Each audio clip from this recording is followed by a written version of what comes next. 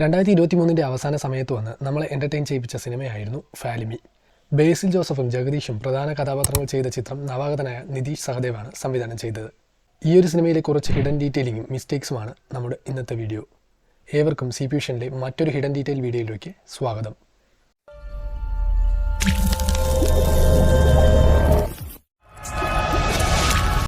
ആദ്യം ഈ സിനിമയുടെ ടൈറ്റിൽ നിന്ന് തുടങ്ങാം.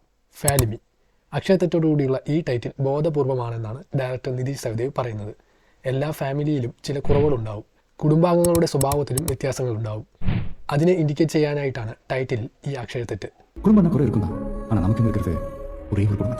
അടുത്തത്, ജഗദീഷിൻ്റെ ക്യാരക്ടറായ ചന്ദ്രൻ ഒരു പ്രസ് നടത്തി പാളീസായി ഇരിക്കുകയാണെന്ന് പറയുന്നുണ്ട്. പ്രസ്സിന് അനു എന്നാണ് പേരിട്ടിരിക്കുന്നത്. ഇത് തൻ്റെ മൂത്ത മകനായ അനൂപിൻ്റെ പേരിന് ഷോർട്ടാക്കി ഇട്ടിരിക്കുന്നതാണെന്ന് കാണാം. മകനോടുള്ള അച്ഛൻ്റെ സ്നേഹം ഇൻഡിക്കേറ്റ് ചെയ്യുന്നതാണിത്. അടുത്തത്, ബേസിലിൻ്റെ ക്യാരക്ടറായ അനൂപ് ഒരു ഡബ്ബിംഗ് ആർട്ടിസ്റ്റ് ആണെന്ന് പറയുന്നുണ്ട്. അനൂപ് ഡബ് ചെയ്യുന്ന സ്റ്റുഡിയോ UD ഡിജിറ്റൽ വിഷൻ ആണെന്നും ഈ സീനിൽ പറയുന്നുണ്ട്. പക്ഷേ അതിന് തൊട്ടു മുമ്പ് തന്നെ ബേസിൽ ഡബ് ചെയ്യുന്ന സീനിൽ ആ കണ്ണാടിയിൽ സ്ക്രീനിലെ വാട്ടർമാർക്കിൻ്റെ റിഫ്ലക്ഷൻ കാണുന്നുണ്ട്. വാട്ടർമാർക്ക് പോലും വളരെ ഡീറ്റെയിൽ ആയിട്ടാണ് ചെയ്തിട്ടുള്ളത്. അടുത്തത്, ബാങ്കിൽ വെച്ചുള്ള സീനിൽ അവരുടെ ഫാമിലിയിലെ എല്ലാവരും ലോൺ എടുത്തിട്ടുണ്ട്, പക്ഷേ കൃത്യമായി അടയ്ക്കുന്നില്ലെന്ന് പറയുന്നുണ്ട്. ഇതൊരു സഹകരണ ബാങ്കാണെന്നും സഹകരിക്കുന്നതിന് ഒരു പരിധിയുണ്ടെന്നുമാണ് പ്രസിഡന്റ് പറയുന്നത്. അവരിയ്ക്കുന്നതിന് തൊട്ടു പുറകിലെ കണ്ണാടിയിൽ ബാങ്കിൻ്റെ ലോഗോ പതിച്ചിരിക്കുന്നതായി കാണാം. പക്ഷേ ഇതിനെല്ലാം തൊട്ടു മുമ്പ് ടൈറ്റിൽ ക്രെഡിറ്റ്സിൻ്റെ സമയത്ത് രമയുടെ ക്യാരക്ടർ വർക്ക് ചെയ്യുന്ന പ്രിൻറ്റിംഗ് പ്രസ്സിൽ ബാങ്കിൻ്റെ അദാലത്തെ സംബന്ധിച്ച നോട്ടീസ് പ്രിൻറ്റ് ചെയ്യുന്നതും അതവർ ശ്രദ്ധിക്കുന്നതുമായി നമുക്ക് കാണിച്ചു തരുന്നുണ്ട് ഡയറക്ടർ. അടുത്തത്, വാരണാസിയിലേക്ക് പോകുന്ന സീനിൽ അവർ ലിഫ്റ്റ് ചോദിച്ച് കയറിയ പപ്പു പാണ്ഡെ എന്ന് പറയുന്ന ആളുടെ വണ്ടി ബോംബെ സർക്കസിനായി ഓടിക്കാറുണ്ടെന്ന് അയാൾ പറയുന്നുണ്ട്. അത് ഡീറ്റെയിൽ ചെയ്യുന്ന തരത്തിൽ തൊട്ടടുത്ത സീനിൽ ആ വണ്ടിയിൽ നിന്ന് ബോംബെ സർക്കസിൻ്റെ ബാനർ ഉള്ളതായി കാണിക്കുന്നുണ്ട്. അടുത്തത്, സിനിമയുടെ അവസാന ഭാഗത്ത് തൻ്റെ മുത്തച്ഛൻ മരിച്ചു എന്ന് കരുതി അനൂപ് ചെരുപ്പ് വെച്ച് കരയുന്ന സീനുണ്ട്.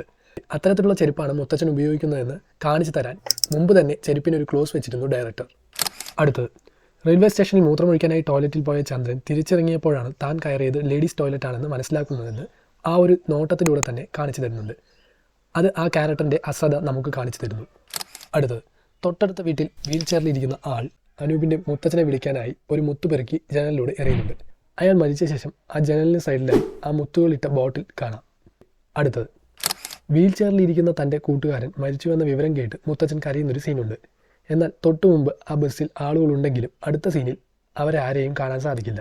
ഒരുപക്ഷെ കഴിഞ്ഞ സ്റ്റോപ്പിൽ ഇറങ്ങിക്കാണും. അടുത്തത്, ഓട്ടോറിക്ഷയ്ക്കായി വെയിറ്റ് ചെയ്യുന്ന ഈ സീനിൽ പുറകിലായി മുത്തൂറ്റ് ഫിൻകോർപ്പിൻ്റെ ഒരു വലിയ ഫ്ലക്സ് കാണാം. അത് ഇൻറ്റൻഷ്യലി വെച്ചതാവാം, കാരണം സിനിമയുടെ ടൈറ്റിൽ ക്രെഡിറ്റ്സിൽ മുത്തൂറ്റ് ഫിൻകോർപ്പിന് നന്ദി രേഖപ്പെടുത്തിയിട്ടുണ്ട്.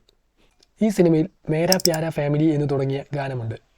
കോമഡി സ്റ്റാർസിൽ നമ്മളെ പാടി വിറപ്പിച്ച ജഗദീശ്വരൻ തന്നെയാണ് ആ ഒരു പാട്ട് പാടിയിരിക്കുന്നത്.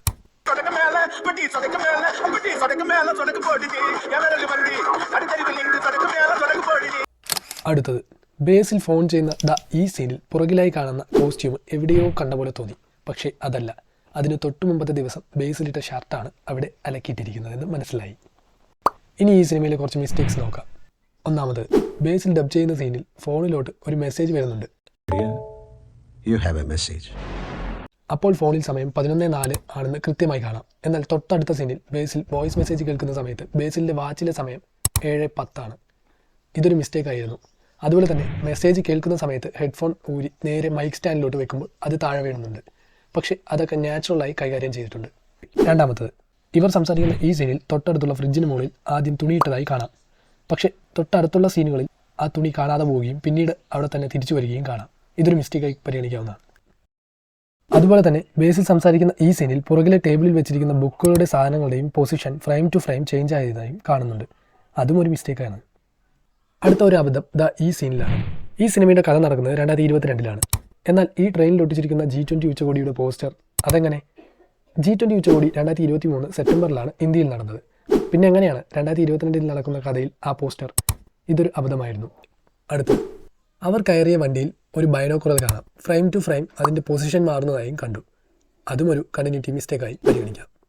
എന്തൊക്കെ തന്നെ ആയാലും ഈ സിനിമ നമ്മളെ എൻ്റർടൈൻ ചെയ്യിപ്പിച്ചു എന്നതിലാണ് കാര്യം. വീഡിയോ ഇഷ്ടപ്പെട്ടാൽ ലൈക്ക് ചെയ്യുക, നിങ്ങളുടെ അഭിപ്രായം കമൻറ്റ് ചെയ്യുക. ഈ ചാനലിലെ മറ്റു ഹിഡൻ ഡീറ്റെയിൽ വീഡിയോകളായ Maniyarayile Ashokan, kilometers and kilometers, the great Indian kitchen തുടങ്ങിയ സിനിമകളുടെ ഹിഡൻ ഡീറ്റെയിലിംഗ് വീഡിയോയുടെ ലിങ്ക് താഴെ ഡിസ്ക്രിപ്ഷനിൽ കൊടുക്കുക. ഒന്ന് കണ്ടു നോക്കൂ. അപ്പോൾ മറ്റൊരു കണ്ടന്റ് വീഡിയോയുമായി വീണ്ടും കാണാം. ബൈ.